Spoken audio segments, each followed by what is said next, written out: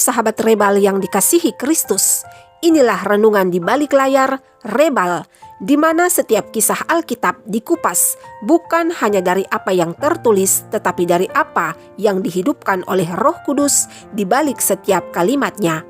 Hari ini kita akan menelusuri sebuah kisah yang mengejutkan namun menggetarkan, Ananias dan Safira.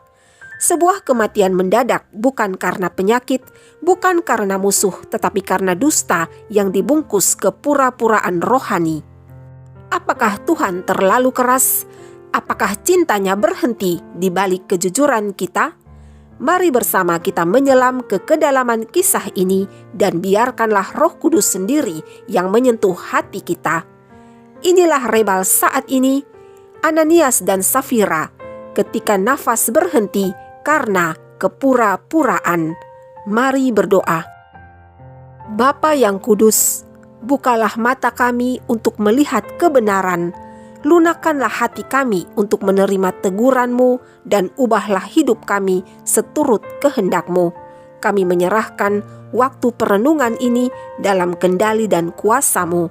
Dalam nama Tuhan Yesus Kristus kami berdoa. Amin. Sahabat, bayangkan sebuah pertemuan ibadah yang penuh urapan, orang-orang berkumpul, berdoa dalam bahasa roh, mujizat terjadi dan kasih karunia mengalir deras. Namun di tengah keindahan itu, tiba-tiba seseorang roboh dan mati.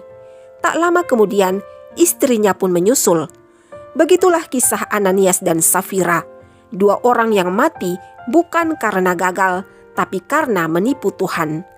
Mengapa Tuhan begitu tegas? Apakah ini bukan sekedar pelanggaran kecil? Apakah kasih karunia-Nya tidak cukup luas? Hari ini, kita tidak hanya melihat Ananias dan Safira, tetapi kita melihat diri kita sendiri dalam cermin kekudusan Tuhan. Setelah Pentakosta, gereja mula-mula lahir dengan kuasa dan semangat yang luar biasa.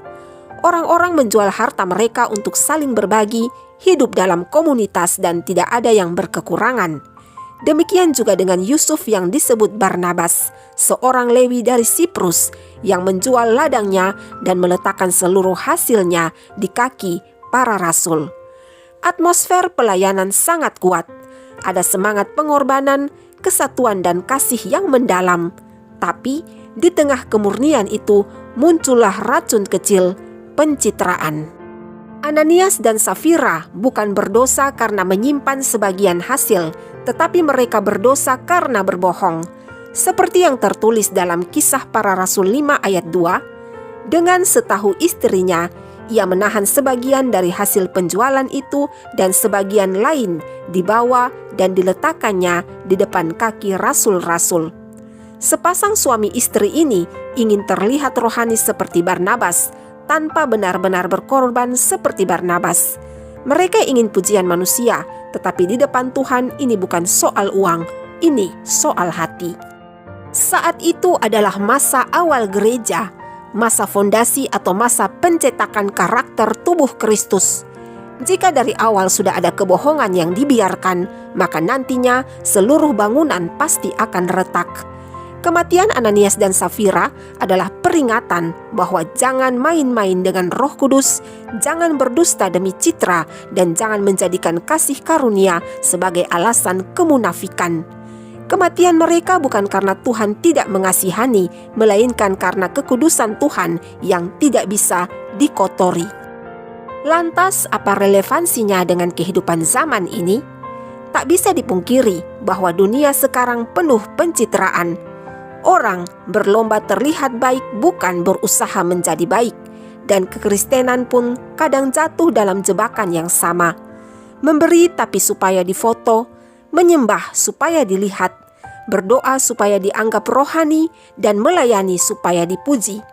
Jika itu yang terjadi sebenarnya dan jika tidak waspada, maka kita adalah Ananias dan Safira versi modern. Saat dalam pujian kita bernyanyi, "Kuserahkan hidupku bagimu." Apakah itu benar-benar berserah? Saat berdoa kita berkata, "Aku percaya padamu Tuhan." Apakah itu benar-benar percaya? Atau saat melayani Tuhan, Apakah itu untuk kemuliaannya atau untuk mencari dan mendapatkan pengakuan orang? Dusta bukan hanya di bibir, tapi dusta bisa terjadi dalam ibadah yang kelihatan khusyuk. Yesus penuh kasih, tapi Yesus juga menyingkirkan para penukar uang dari bait suci. Yesus mengampuni wanita berdosa, tapi Yesus juga berkata, "Jangan berbuat dosa lagi." Yesus tidak anti orang berdosa, tapi Yesus anti kepalsuan. Sehingga 1 Yohanes 1 ayat 5 mencatat, Allah adalah terang dan di dalam Dia sama sekali tidak ada kegelapan. Sahabat, kita semua bisa jatuh, tapi Tuhan mencari orang yang jujur dalam kejatuhannya. Lebih baik jatuh dalam kelemahan daripada tegak dalam kepura-puraan. Pilihannya sederhana, jujur dan hidup atau berdusta dan mati. Roh Kudus sedang memurnikan gerejanya. Akan datang waktu di mana yang palsu akan tersingkir. Akan datang waktu di mana pelayanan demi nama sendiri akan diungkapkan dan hanya mereka yang hidup dalam terang yang akan bertahan. Ananias dan Safira bukan hanya peringatan, tetapi mereka adalah nubuatan bagi gereja akhir zaman. Sahabat terkasih, setiap kita dipanggil bukan untuk sempurna di mata manusia, tetapi untuk tulus di hadapan Allah. Kita tidak perlu terlihat hebat, karena Tuhan hanya perlu hati yang tidak pura-pura dan yang benar-benar taat kepadanya. Mari berdoa. Bapa yang kudus dan setia, kami datang dengan segala keberadaan kami. Ampunilah kami yang sering ingin terlihat rohani, tetapi dibalut kepura-puraan. Ajarilah kami untuk selalu hidup dalam terang-Mu. Sucikanlah motivasi kami, luruskanlah niat kami, dan jadikanlah kami jemaat yang murni, yang menyenangkan Roh Kudus, bukan mengecewakannya. Dalam nama Yesus Kristus kami berdoa. Amin. Sahabat Rebal yang diberkati Tuhan, kisah Ananias dan Safira bukan hanya tragedi, tapi panggilan untuk keluar dari kepura-puraan. Karena di hadapan Tuhan, lebih berharga air mata pertobatan yang jujur daripada pelayanan yang disorot tapi penuh topeng. Jika renungan ini menjamah hati terdalammu, bagikanlah kepada sesamamu, bukan untuk views, tapi demi panggilan untuk kembali kepada kekudusan yang sejati, karena tanpa kekudusan kita tidak bisa melihat Allah. Sampai berjumpa pada renungan di balik layar episode lainnya. Tetaplah hidup dalam terang kasih-Nya.